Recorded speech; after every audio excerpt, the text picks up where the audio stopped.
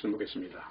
요한복음 18장 19절에서 24절까지 합독하겠습니다. 대제사장이 예수에게 그의 제자들과 그의 교훈에 대하여 물으니 예수께서 대답하시되 내가 드러내어 놓고 세상에 말하였노라.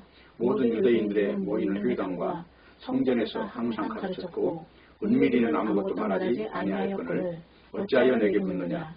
내게 무슨 말을 하였는지 들은 자들에게 물어보라. 저희가 나의 하던 말을 아느니라. 이 말씀을 하심에 곁에 섰는 하속 하나가 손으로 예수를 쳐 가로되 네가 대제사장에게 이같이 대답하느냐 하니 예수께서 대답하시되 내가 말을 잘못하였으면 그 잘못한 것을 증거하라. 잘하였으면 네가 어찌하여 나를 치느냐 하시더라. 안나스가 예수를 결박한 그대로 대제사장 가야바에게 보내니라. 아멘. 기도하겠습니다. 아버지 하나님, 오늘 또 말씀 앞에 불러주셔서 진심으로 감사를 드립니다. 오늘 또 우리 속에 일어나는 모든 선악과의 세계가 무너지고 하나님께서 주시고자 하는 생명의 세계로 온전히 옷 입는 귀한 시간이 되게 해 주시옵소서. 예수님의 이름으로 기도합니다. 아멘. 요한복음 제68강입니다. 전통이 신앙을 막는 이유라는 제목을 설정했습니다. 오늘 본문 19절에 보면은 대제사장 예수에게 그의 제자들과 그의 교훈에 대해서 물으니라고 말을 합니다.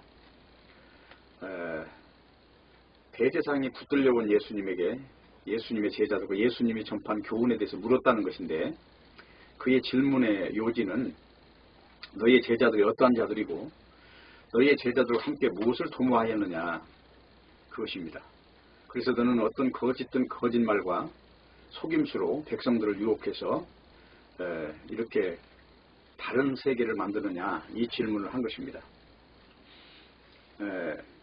이 질문을 한 이유는 예수가 메시아라는 사실을 확인하려고 한 것이 아니라 예수님에게서 어떤 잘못된 흠집을 찾아내서 로마 황제에게 반역하고 또 이스라엘 백성들을 선동한 죄인이라는 것을 드러내서 사형에 처하는 것이 바로 합당한 보응이라고 하는 것을 보여주기 위해서 질문을 했던 것입니다. 그런데 이제 여기서 예수님께서는 이제 답변을 하시기를 정당한 주장을 하는 거예요. 내가 비밀이 가르친 것도 아니고 모의한 것도 아니고 다 드러내놓고 한 말이기 때문에 내가 했던 말은 모든 지금 유대인들이면 다 아는 내용이다. 그러니까 그들한테 물어보면 더 정확하게 알 것이다. 그러니까 지금 오늘 이 지금 내용이 가야바가 아니고 안나스 앞에서 지금 일어난 일이거든요. 근데 이 안나스는 가야바의 장인이고 이 직전 대제사장이었어요. 그런데 이제 그런 신분과 위치를 가지고 있고 그 유대인들은 전부 그 일종의 가족들로 구성이 되어 있기 때문에 한치 건너면 한치 다 누가 누구의 아들인지 다 아는 이런 공동체적인 그런 그 국가를 갖고 있습니다. 그렇기 때문에 지금 안나스의 지금 그 시도는 예수 그리스도에게서 흠집을 발견하려고 하는 것이고 또 역시 가야바에게 가도 그 일의 지속일 것이고 또 빌라도에게 가도 역시 그 일의 연장선에 지금 있다고 하는 것입니다. 그렇기 때문에 이제 오늘 우리가 여기서 알아야 되는 것은 이 종교라고 하는 이 구조가 도대체 왜 이 기득권이라고 하는 것을 가지고 세상에 이렇게 힘으로 역사하는가 그 이유를 지금 알아야 하는 것입니다. 그래서 이제 예수님의 그 내부에서 고발하고 있는 가룟 유다라고 하는 사람의 그 반역을 통해서 확신을 갖고 있는 거예요. 지금 안나스라고 하는 사람이 이 사람에게서 어떤 흠집을 내가 발견할 수 있겠구나. 왜냐하면 그 안에서 벌써 무너졌다는 얘기는 문제가 있기 때문에 이렇게 반역이라고 하는 그러니까 유다라는 사람이 있기 때문에 그건 충분히 가능할 것이다. 그렇게 이제 추정을 하고 지금 예수님을 신문을 했는데 결국은 얻은 게 하나도 없었어요. 없어서 이제 다시 이제 가야바에게 이제 보내는 것입니다. 그게 그 내용이 오늘 지금 읽은 본문에서 나온 이야기예요. 그런데 이제 왜 이런 현상이 지금 일어나고 오늘 제목을 정하기를 전통이라고 하는 것이 왜 문제가 되는가 하는 문제가 이제 신앙의 큰 적으로 등장하기 때문에 그렇다는 것입니다. 자, 지금 여기 그 안나스라고 하는 사람과 그 하속의 그 현상 이 두 사람에게서 일어나는 사건이 뭐예요? 예수님께서 그 권위에 대해서 인정하지 않고 권위를 그냥 무시해버리는 이 태도를 통해서 그 하속 하나가 예수님을 때리는 사건이 지금 벌어지거든요. 이거는 뭐냐면 자기가 높은 사람한테 인정을 받으려고 하는 이 구도를 지금 그대로 여실히 보여주고 있는 거예요. 이게 지금 세상입니다. 세상이라고 하는 것은 자본주의라고 하는 것에 근거하고 있는 것입니다. 자본주의라는 건 뭐예요? 나만 살면 그만이다 하는 최종적으로 결론에 도달하면은 나만 살면 그만이다라고 하는 이론이에요. 자본주의가. 그러니까 오늘날 세상이라고 하는 이 전통을 갖고 있는 사람들의 특징은 자기 세력을 확장하는 데 지금 눈이 멀어 있거든요.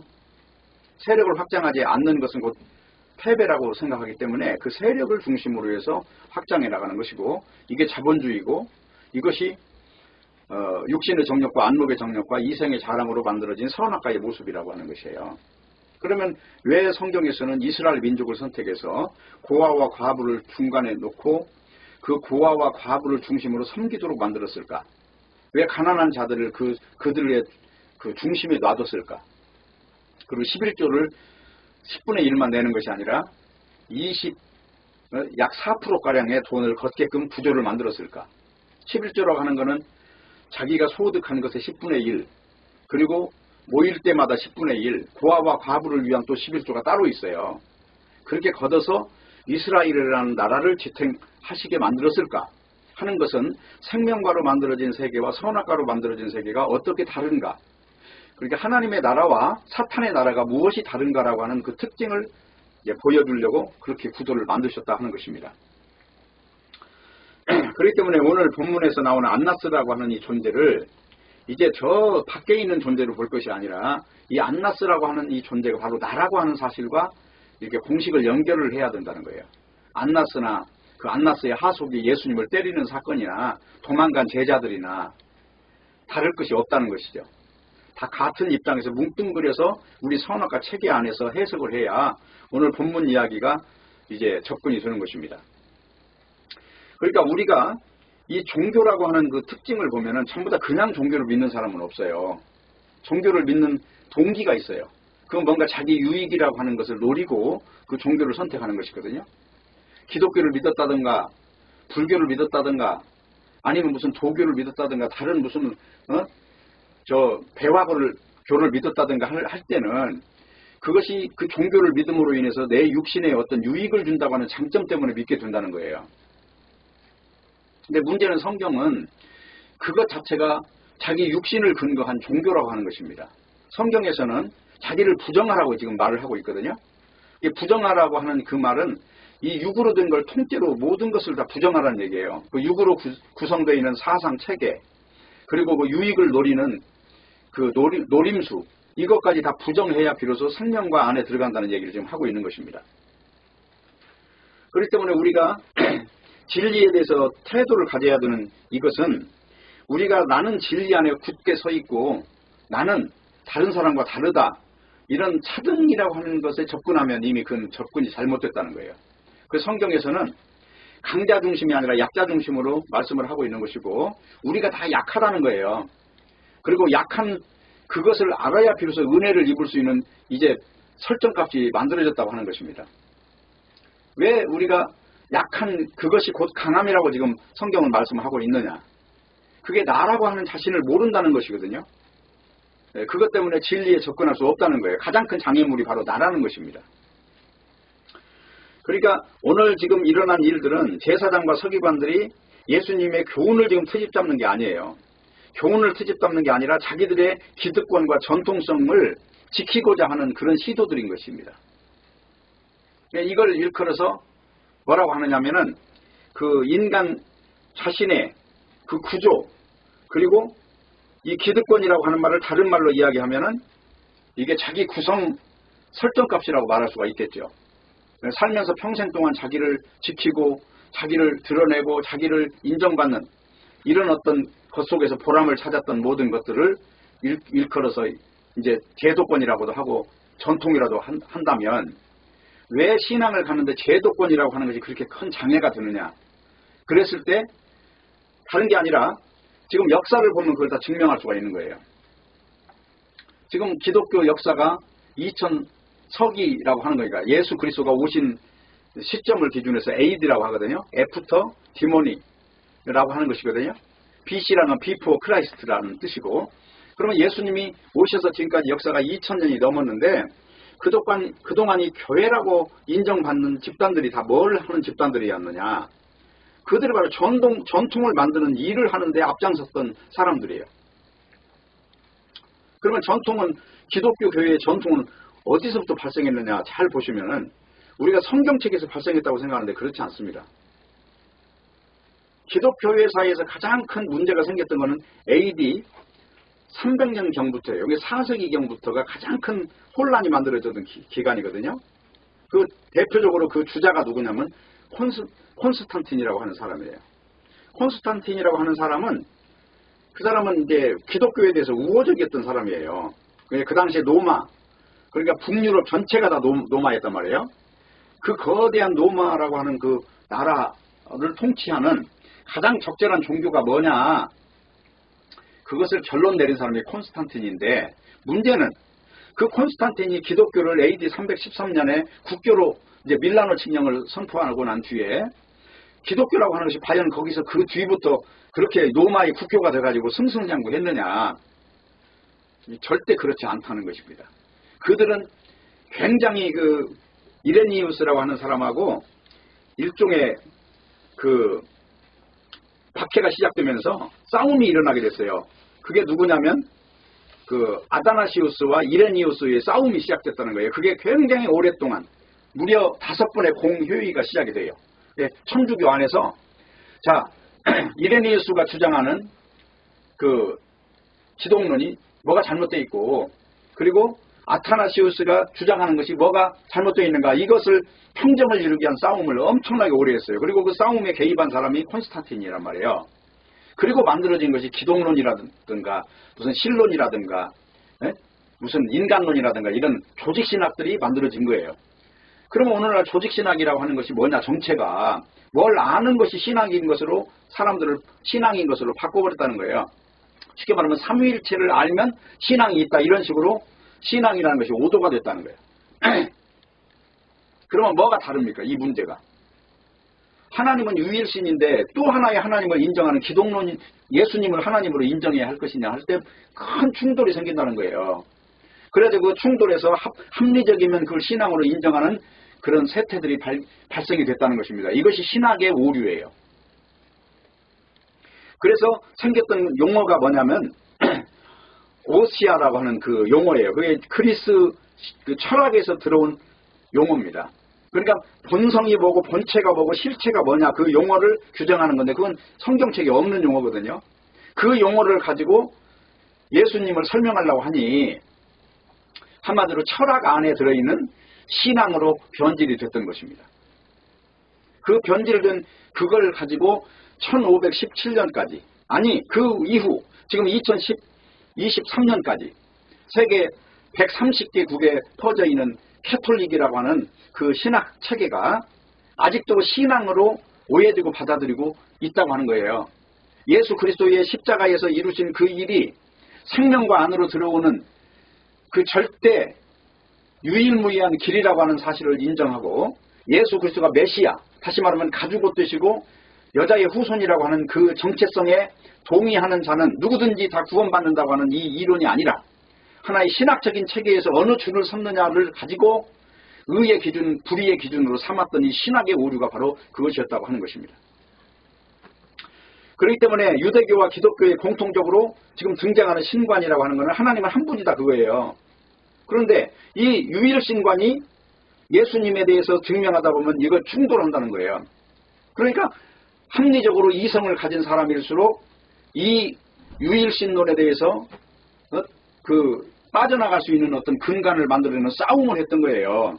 그것이 쉽게 말하면 이름을 교주라고도 하고 주교라고도 하고 이제 그런 이름으로 쉽게 말하면 성직자였단 말이에요. 카톨릭에 붙어서 월급 받아 먹었던 사람들이라는 것입니다. 그러면 카톨릭이라는 게 결론적으로 뭐냐면 로마의 국교예요. 로마의 국교였고 성경책만 믿는 사람과는 계속해서 충돌을 일으키면서 그 충돌 역사가 무려 6천만 명이라고 하는 어마어마한 성경을 믿는 사람을 죽이는 역사로 자기의 정당성을 주장한 존재들이 오늘날 지금 세계의 130국에서 인정받는 캐톨릭이라고 하는 사실이에요. 그러면 그들은 누구냐? 결국은 하나의 전통이라고 하는 것을 방패 삼아서 생존하는 일종의 종교 체계라고 하는 것입니다. 그렇기 때문에 이런 신론의 충돌을 일으키다 보니까 예수 그리스도를 하나님으로 고백하면 하나님이 결론적으로 두 분이 된다는 얘기가 되잖아요. 그러니까 충돌이 일어나요. 그러다 보니까 삼위일체론이라는 것이 나왔어요. 근데 물론 그 이론을 가지고 싸워서 이겨 삼위일체를 믿으면 의에 기반한 신앙이고 삼위일체를 믿지 않으면 불의의 기반인가? 성경은 신약 성경은 다루는 내용들이 전부 다 예수 그리스도를 다루는 것입니다. 그리고 이름 세례받는 이름도 하나님의 이름으로 받는 게 아니고 예수 이름으로 받았어요. 초창기 때는. 지금은 성부와 성자와 성자와 성령의 이름으로 세례를 준다고 하지만 이 성경이 신약 성경이 기록되는 그 당시 사도 시대에는 누구든지 예수 이름으로 세례를 받았다는 것입니다. 왜 그러냐? 예수 이름으로 세례를 받는 것은 바로 예수 그리스도가 여자의 후손으로 오신 분이고 그분이 유일하게 하나님의 중보자가 되기 때문에 그 중보 속에 들어가야 비로소 하나님을 만날 수 있는 유일한 길이요 진리요 생명이기 때문에 예수 이름으로만 세례를 받았던 거예요. 근데 그게 시간이 흐르면서 하나의 신학적인 체계로 발전하면서 이렇게 성부, 성자, 성령의 이름이라고 하는 것이 등장하고 하나의 신학이라고 하는 체계를 가지고 이렇게 증거가 됐던 것입니다. 중요한 것은 신학이라고 하는 것을 믿어서 구원받는 경우는 없어요. 그러면 구원이라고 하는 건 뭐냐? 선악과에서 탈출이 구원이에요. 내가 선악과라고 하는 체계, 지금 선악과를 먹고 이 죽음이 장악하고 있는 체계에서 이게 온전히 어린 양의 희생으로 말미암아 죽음을 이기는 자리에 서 있는 이것을 일컬어서 구원이라고 하는 것입니다.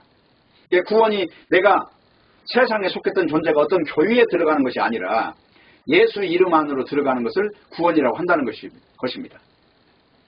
그래서 신학의 정당성 때문에 캐톨릭에서 공의회가 그렇게 열렸던 거예요. 그런데 그거를 오늘날 사람들은 교회사로 받아들이고 있어요. 그러면 교회사가 교회라는 걸 에클레시아라고 규정하면 캐톨릭이 교회가 아니라고 정의하면 그게 과연 교회사 안에 들어가야 될 문제가 되느냐? 이 질문을 해야 되는 거예요. 교회사라고 하는 것은 예수 그리스도의 역사라고 해야 되는 것이지 캐톨릭의 역사는 거기에 들어갈 수가 없는 것이거든요. 그러니까 전통이라고 하는 것을 가지고 신앙으로 주장하는 경우가 허다하게 오류에 빠지는 이유는 바로 이런 근거가 있는 것입니다. 그래서 우리가 신앙의 정당성 때문에 신앙이 맞다. 그거는 우리가 인정할 수 없다는 것이고 중요한 건 예수가 누구냐 이 질문에 들어가야 된다는 거예요. Who Jesus Christ. 그러니까 교회는 뭐 하는 곳이냐 이게 아니라 교회는 예수가 누구냐를 가르치는 거예요. 제가 어느 글에서 보니까 예수를 믿는 사람은 의와 선을 지향하면 예수 만날 수 없다는 글이 있었어요. 예수를 믿는 조건은 인간의 의와 선을 지향하는 것을 포기해야 돼요. 왜 그러냐? 자기 의가 바로 인간 세계에서는 박수를 받는 구조이기 때문에 그거를 다 내던지지 않는 한은 절대로 예수를 믿을 수가 없는 것입니다. 근데 주로 종교 집단에서 권장하는 것들은 뭐예요? 인간의 의와 선을 권장하는 일로 나타나지 않습니까? 그걸로 박수를 보내고 그걸로 상을 주고 벌을 주고 그런 현상이 일어나지 않습니까?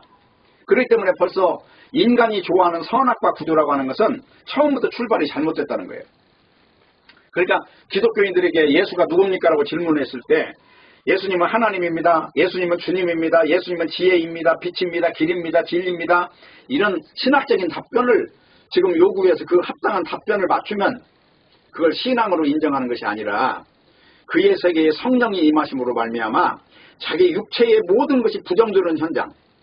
그래서 인간이 강한 것이 아니고 약한 것이고 자기 의가 드러날 수 없는 죄밖에 드러날 수 없는데 철저히 무릎을 꿇은 존재만 신앙이 임했다고 말할 수가 있는 것입니다. 신앙은 무엇이냐? 의로운 사람이고 사람에게 박수 받는 것이 아니라 오히려 부끄러워지는 것이고 고개 들 수 없는 존재가 되는 것이고 가늠하다 잡힌 여자가 되는 것이고 세리가 되는 것이고 사람들이 볼 때는 뺨을 때리고 오늘 예수님과 같이 그렇게 세상의 권위에 대해서 인정하지 않는 사람으로 드러나는 것을 성경은 신앙이라고 말을 한다고 하는 것입니다. 그래서 대개 종교의 이름으로 벌어지는 싸움은 진리에 대한 싸움이라고 착각을 하는데 사실은 자기 자기 의에 대한 욕망의 싸움이에요. 조금만 깊이 들어가면. 진리는 분명히 존재합니다.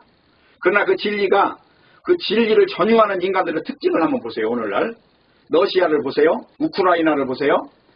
80% 90%가 그들이 정교이라고 하는 캐톨릭과 함께 오다가 분리가 돼서 또 다른 캐톨릭이 만들어진 그 현장을 진리로 인정하는 세상이 온 세상에 지금 약 45억 명이 자리 잡고 있다고 하는 사실을 잊지 말아야 할 것입니다.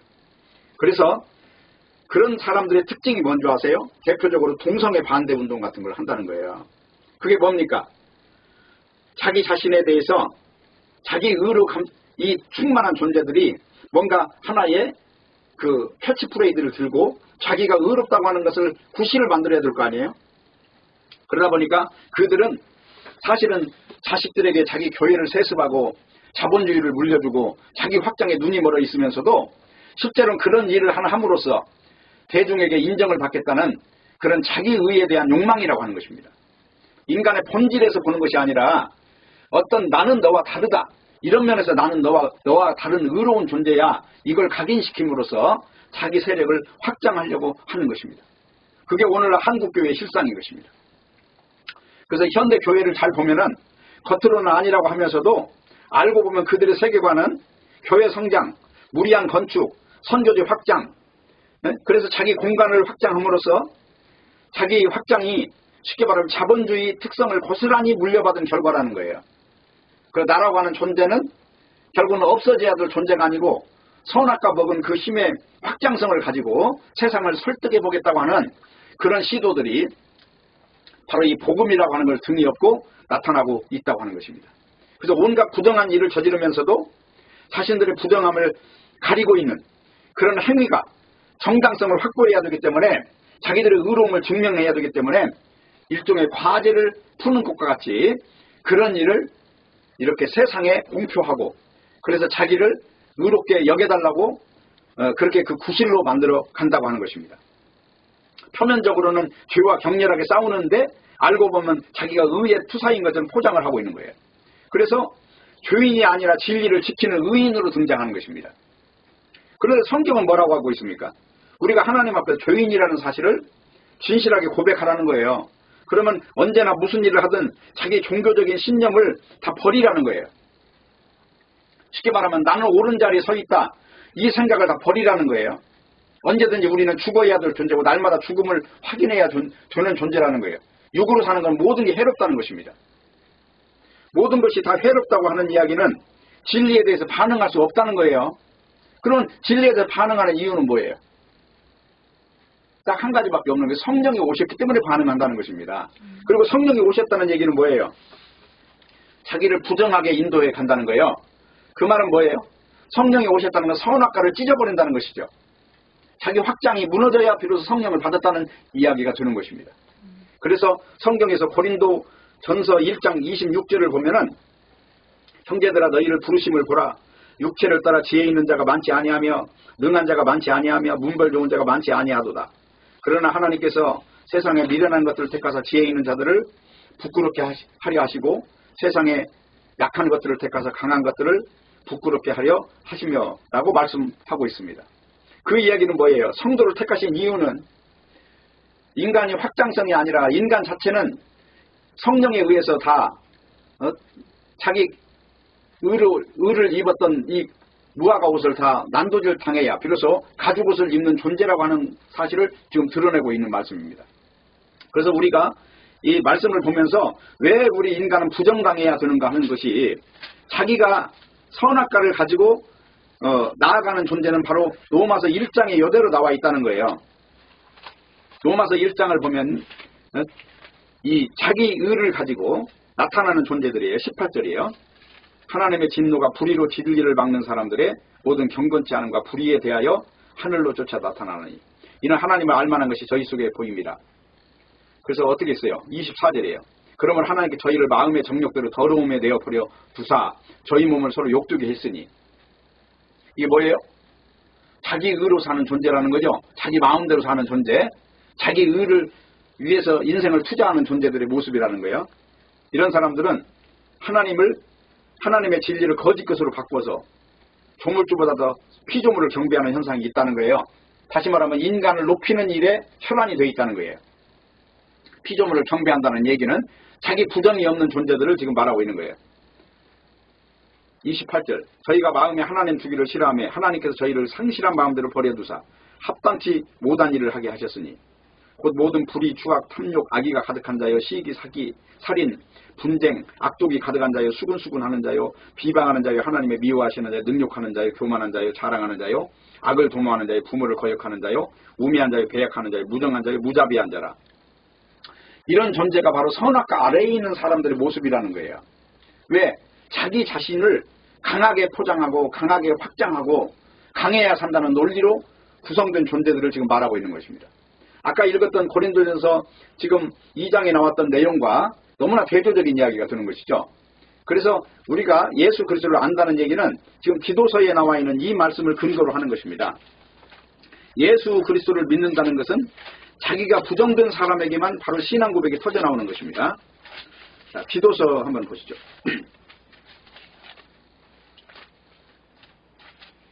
기도서 보면은 15절, 1장 15절 보면 깨끗한 자들에게 모든 것이 깨끗하나 더럽고 믿지 않는 자들에게 아무것도 깨끗한 것이 없고 오직 저희 마음과 양심이 더럽다고 그랬어요.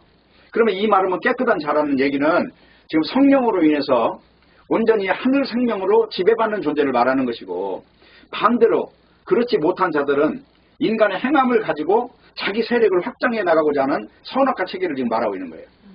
요거를 조금 더 소급해서 보면은 디모데 후서를 보세요. 3장을 보세요. 1절이에요.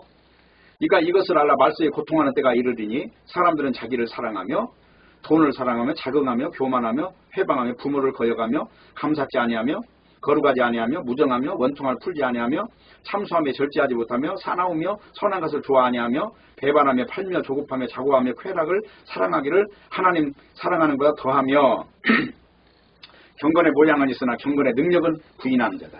지금 이들을 말할 때 표적이 누구냐면 유대인들이에요. 입으로는 하나님을 시인하지만 행함으로 들어가면 자기 세력 확장에 눈이 멀어 있다는 거예요. 전통을 믿고 자기 기반이 흔들리지 않기 위해서 그대로 자기 자리를 고집한다는 겁니다. 이 전통의 자리, 기득권의 자리, 그동안 공들여서 만들었던 자기 살아온 흔적들, 이걸 버리기 싫다는 거예요. 그래서 사실은 신앙을 갖는데 가장 무서운 악이 뭐냐면 내가 지금까지 뿌려놓은 그 자리를 지키는 거예요. 교회를 다녔다면 내가 그 교회에 뿌려놓은 것이 어떤 건데, 내가 내 아들, 딸 결혼할 때라도 기부금이라도 받아야지 어떻게 그걸 버려버릴 수가 있느냐. 이런 것이 바로 신앙을 막는 가장 큰 저의 요소라고 하는 것입니다. 그렇기 때문에 오늘 지금 이 안나스, 가야바, 하속들에게 일어나는 이런 일들은 똑같은 일이에요. 알고 보면 우리가 다 그런 선악과 먹은 존재들이고 도망간 제자들이라는 것입니다. 공격을 하느냐 안 하느냐 이 차이는 의미가 없어요. 과연 선악과 아래에 있는 존재가 어떤 존재냐 하는 것을 물어야 된다는 것입니다. 그래서 사도 바울은 다메섹에서 예수님을 만나고 난 뒤에 인간의 그 기득권, 그걸 다 배설물로 여겼다고 하는 것이 중요한 거예요. 이걸 일컬어서 지금 회개라고 하는 것입니다. 근데 사람들은 회개라고 하는 말을 내가 무슨 죄를 지었습니다 하고 회개를 하는데, 길 가다가 내가 죄를 지었습니다를 계속 하는 길을 가는 사람은 회개가 일어난 게 아니에요. 반대로 돌아선 걸 회개라고 하는 것이지. 그렇기 때문에 성경에서 나오는 모든 이런 신학적 논쟁은 의미가 없어요. 내가 성령 받고 내가 옛날 선악과를 먹고 만들어진 이 존재가 이제 죽은 존재로 나타나야 비로소 생명이 시작되는 것입니다. 그래서 인간은 약한 존재라고 하는 것이고요. 고린도후서 12장 7절에서 10절 보면은 여러 계시를 받은 것이 지극히 크므로 너무 자만하지 않게 하시려고 내 육체의 가시 사탄의 사자를 주셨으니 이는 나를 쳐서 너무 자만하지 않게 하려 하십니다. 이유가 뭐예요? 너무 받은 계시가 크고 인간들 세계에서는 너무나 우월한 존재가 되어 있다는 거예요. 지금. 그래서 이걸 자랑하는 일이 벌어질까 봐 몸에 가시를 줬다는 거예요. 꼼짝마 하고 족쇄를 채워놨다는 거예요. 그것이 바로 사도 바울의 간질병, 그런 병을 안 걷어가고 놔줬다는 것입니다. 왜? 육체 자랑할까 봐. 그래서 지금 고린도 후서 11장에 보면 사도 바울이라고 하는 이 사람이 이제 고린도후서 11장을 한번 보세요. 고린도후서 11장에 보면은 지금 이제 문제가 뭐냐면은 거짓 사도들이라고 하는 존재가 뭐냐는 거예요. 거짓 사도. 그 거짓 사도들은 자기 인간의 우월한 점을 내세우면서 복음을 전한다고 하는 존재들이라는 거예요. 그들이 바로 유대교의 이제 그 거짓 선생들이죠. 왜냐하면 성경을 잘 알고, 유대교에는 어려서부터 성경을 다 외우니까 성경에 대해서 잘 알고, 그리고 율법적인 극도의 그 금욕주의 생활을 하는 사람도 많고, 그러다 보니까 어떤 신비한 일들도 많이 벌어져요. 그러니까 그들은 설득력이 있겠죠. 사도 바울은 자랑할 건 십자밖에 없다고 지금 말하고 있는데, 이 거짓 사도들은 자기 육체를 굉장히 과장하면서 나타나는 거예요. 광명한 천사로. 여기 이제 보면은 그렇게 나오잖아요. 14절. 이것이 이상한 일이 아니라 사탄도 자기를 광명의 천사로 가장하나니 사단의 일꾼들도 자기를 의의 일꾼으로 가장하는 것이 큰일이 아니라는 것입니다. 이게 바로 영적 세계에서 일어나는 당연한 현상이라고 하는 거예요. 근데 문제가 뭐예요? 이 거짓 사도는 반드시 다른 복음을 전한다는 거예요. 십자가 외에 다른 걸 첨가한다는 것입니다. 바로 그 내용이 4절이에요. 만일 누가 가서 우리의 전파하지 아니한 다른 예수를 전파하거나 혹 너희의 받지 않은 다른 영을 받게 하거나 혹 너희의 받지 않은 다른 복음을 받게 할 때는 너희가 잘 용납하는구나. 그래서 이거 용납한 이유가 뭐예요? 육적으로 볼 때 대단한 뭐가 설득력이 있는 거예요. 사도 바울하고는 비교가 안 되는 거예요. 네? 사도 바울은 당시에 머리도 벗겨졌고 키도 작다고 그래요. 그리고 관질병을 앓고 있고 사람들을 시험하는 게 있다는 거예요. 아이고 저게 무슨 사도야. 이럴 수밖에 없는 어떤 것들을 몸에 간직하고 있었다는 것입니다.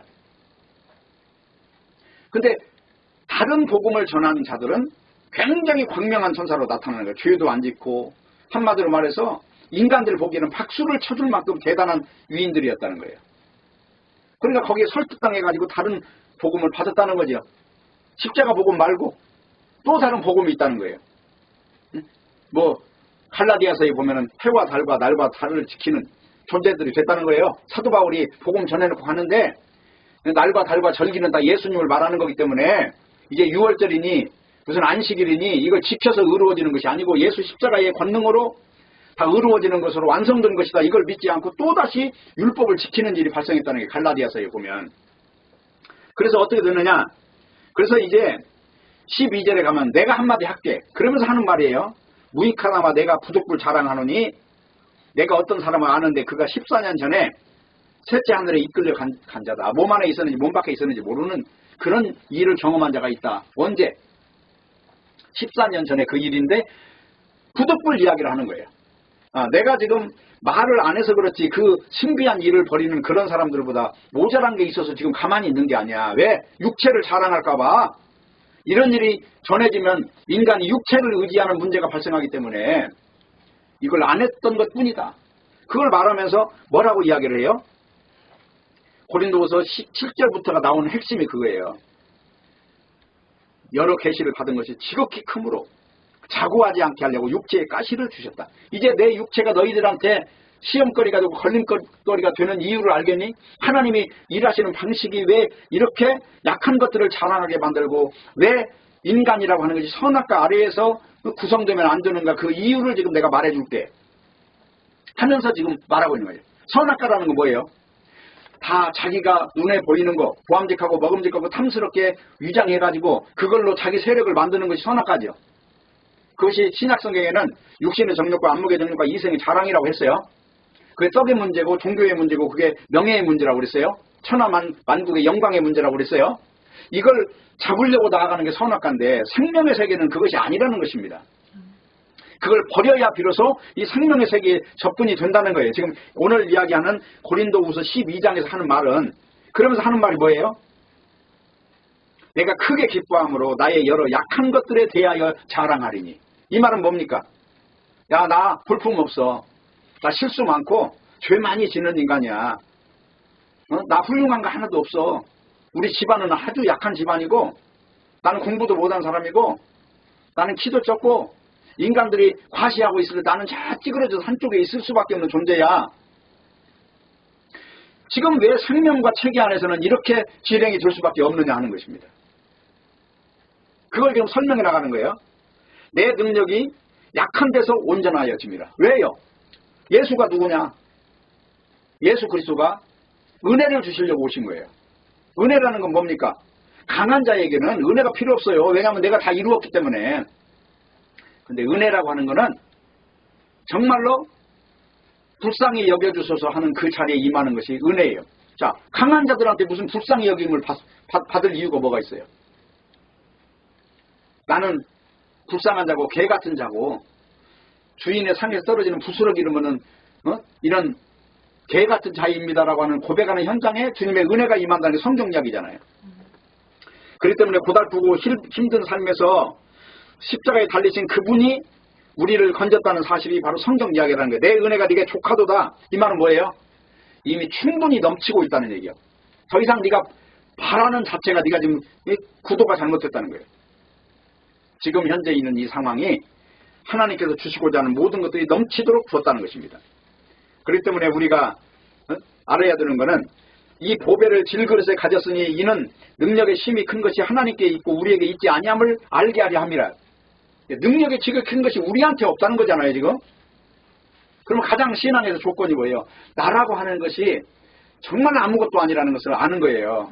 그리고 오늘 이 자리에서도 내가 지금 전통에 속해서 기득권에 속해서 생명의 길을 보지 못하는 지금 소경이 돼가지고 아직도 거짓된 지도자들, 자기를 의롭게 내세우는 자들, 죄짓지 말자고 역설하고 있는 자들, 그들의 거짓됨을 낱낱이 알아야 되는 것이고, 우리는 죄인이기 때문에 죄를 안 지울 수가 없는 게 아니라 날마다 우리 육체에서는 죄밖에 열리지 않는다는 사실을 알아야 되는 것입니다. 죄라고 하는 것이 도덕적으로 뭘 잘못해서 죄가 아니라 육체 자체가 죄라는 거예요. 왜냐하면 살고자 하는 욕망으로 뭉쳐진 존재이기 때문에. 그래서 우리는 이런 속에서 성령의 인도를 받고 그 와중에서 나라고 하는 이 잔재가 날마다 죽음으로 넘기워지면서 오직 예수 십자가만 나타나는 그런 신앙의 고백으로 그 열매 맺는 그런 것만이 우리에게 숙제라고 하는 사실인 것이고요. 그래서 결론적으로 강한 사람으로 부각되기 위해서는 어떤 수단 방법 관계 없이 자기가 화가 나 있는 거예요. 강한 자가 되기 위해서는. 왜? 욕망대로 안 되기 때문에. 그렇기 때문에 오늘날 세상을 볼 때 무엇 때문에 저토록 그렇게 열정을 쏟고 있는가 그런 내용을 잘 보면 자기 의에 빠져서 그렇게 하고 있는 것입니다. 그래서 이걸 다 놓아버리는 것, 이런 것을 일컬어 자기 포기라고 하는 것입니다. 결론을 내리겠습니다. 고린도 후서 4장 8절에서 10절을 보면은 그거 한번 읽어볼게요. 4장 8절에서 10절을 보면은 우리가 사방으로 우겨쌈을 당하여도 쌓이지 않는 이 비결이 있어요. 답답한 일을 당하여 낙심치 아니하며 핍박을 받아 버림받지 아니하며 거꾸로 뜨림을 당하여도 망하지 않은 이유가 뭐예요? 그거는 우리 산자가 항상 예수를 위해서 이미 죽음에 던져졌다는 사실을 확인하는 거예요. 그러니까 그게 다 무효라는 것입니다. 왜 예수님이 나는 이겼으니 너희는 담대하라고 했을까? 세상이라고는 지금도 펄펄 살아가지고 강자 중심으로 되어 있는데 왜 너는 우리 약자를 가지고 이겼다고 지금 말하고 있는가? 묵시에서 볼 때는 이미 승리로 끝나버린 거예요. 역사라고 하는 것은 이미 이겼고 지금도 이기고 있고 앞으로도 이겼다는 것을 증명하는 것밖에 없는 것이거든요. 근데 우리는 눈에 보이는 현상, 바로 이 가시적 현상에서 역사 세계에서 바라보기 때문에 이런 묵시에서 일어난 일을 인정하지 않는 거예요. 그래서 우리가 이미 우겨싸움을 당하여도 쌓임을 당하지 않는다는 사실은 바로 예수 그리스도의 십자가로 인해서 완성된 이미 이겨버린, 죽음을 이겨버린, 그리고 세상의 선악과라고 하는 건 다 심판받는다고 하는 전제 아래 있다고 하는 사실 때문에 우리가 이렇게 쌓이지 않는다고 하는 것입니다. 모쪼록 신앙으로 인해서 우리 기득권이 무너지고 내가 지금까지 일생을 통해서 만들어놓은 모든 것들이 허물어져서 생명의 구조 안에 이제 내가 쌓아놓은 신학적 지식도 다 포기해버리고 오직 성령의 공격을 당해서 내 자신의 육으로 쌓아져 있는 모든 것들이 무너지는 이런 복된 신앙의 삶들이 이어지기를 진심으로 바라겠습니다. 기도하겠습니다. 하나님 아버지 감사합니다. 오늘 또 말씀을 주셨사오니 말씀 안에서 힘을 얻고 말씀 안에서 격려를 받는 저희들이 되게 해 주시옵소서. 예수님의 이름으로 기도합니다. 아멘.